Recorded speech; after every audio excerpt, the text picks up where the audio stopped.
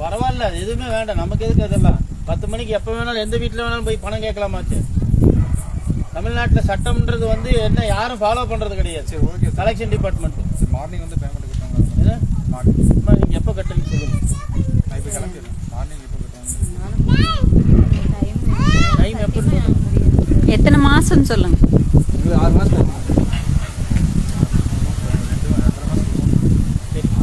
2 மாதம் லோன் முடியும் போது அப்புறம் டைம் கொடுங்க. அப்புறம் அவங்க கட்டுறது தானே.